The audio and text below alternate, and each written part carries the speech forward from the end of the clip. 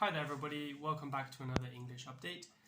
This is the first Thursday video in a couple of weeks because this one hasn't been too wild today. Got a nice little slot where I can make my video. So we've got 5 more useful pieces of language for you today. 5, maybe technically 6 today. And before I get into those, I'd just like to remind you that each of the chunks which I'll introduce today will be written in a comment below the video. So you can check there while you're listening if you're not sure exactly what I'm saying. If you find these useful and know someone who might benefit, do please send the video along. And what's the other thing I need to remember? Yes, if you'd like to write a comment below the video to try out one of these phrases for yourself, then please do, and I'll have a look at what you've done and give you a bit of feedback there. So with that said, the first one for today is buy something for the house. So one student this morning told me that he was going out to, I think, check on an order of some flowers or a plant or something, which is to be delivered to his house. So this is a really good example of something that one typically buys for the house. You might buy flowers or a bouquet of flowers for your partner or for a lady you're trying to impress, but this student has been happily married for many years. There's no need for such romantic nonsense. So rather, the plant is being purchased for everyone to enjoy. So that's why you would say the plant is being bought for the house. Another example would be furniture.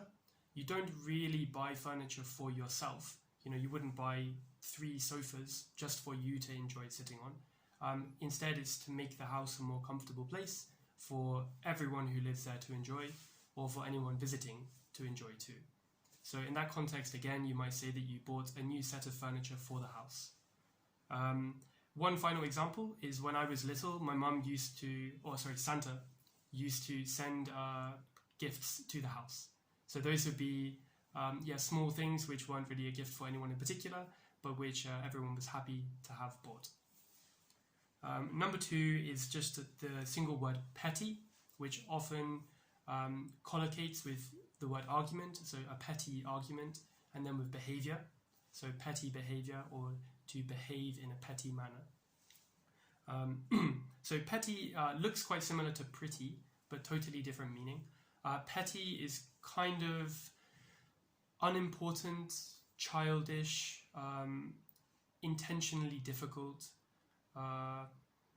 something like that. So an example of a petty argument would be 2 children arguing about where they are allowed to put their elbow on a school desk.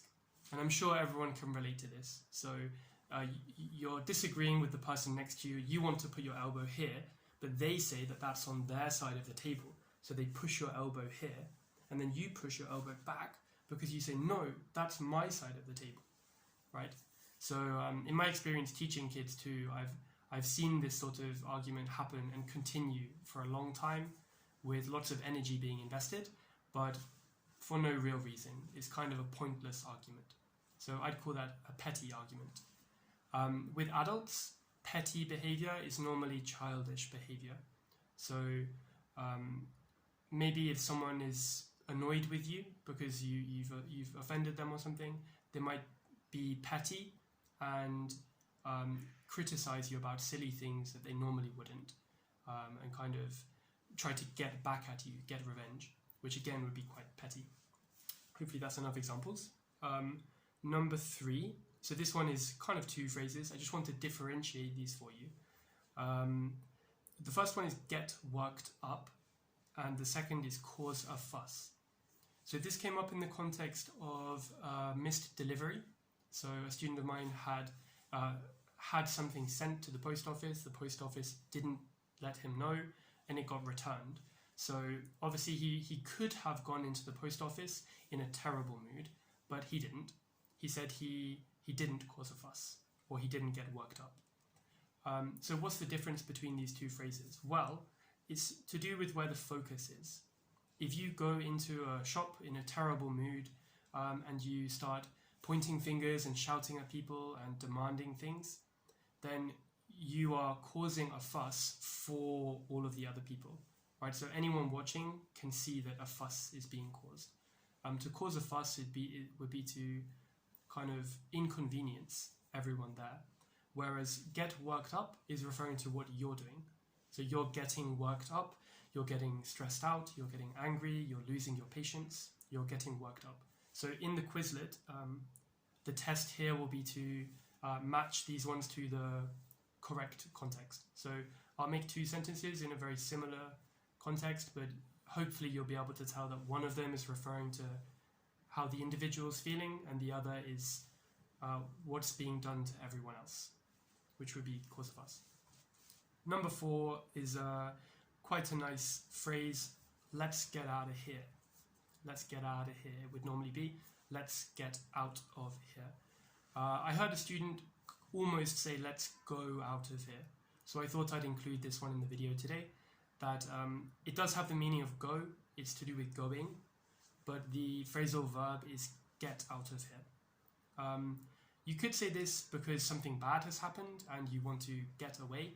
So, quick, I think this is going to turn into a fight, or I think something's going to go wrong. Let's get out of here. But it could also be used just totally normally, all right, okay, well, that's us done. Let's get out of here and go home, shall we? So it doesn't have to be negative. And the 5th one for today is good for its time. So this was in my last class before the video here. We were talking about the film The Matrix, an absolute classic, which I'm sure many of you, hopefully most of you have seen.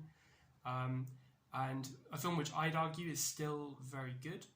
It's still worth watching, in my opinion. But for younger people, they might not enjoy it so much because of the quality of the special effects. Maybe the music selected for the film is kind of dated now, like it's representative of the time the film was made. So this phrase, good for its time, means that when you look at it objectively now, maybe it's not really so good, but it means that everyone kind of remembers, or it's in cultural memory, that when the film came out, it was really impressive, really groundbreaking. So this might be another good one for you guys to try and make an example of. Put a sentence down below and tell me something which you think is or was good for its time. So that's everything for today. I'd just like to finish up by saying you can review all of this language in the Quizlet set linked in the description to the video for free, and you can also test yourself on all of my other update video language there. Alright, so see you in the next one. Goodbye.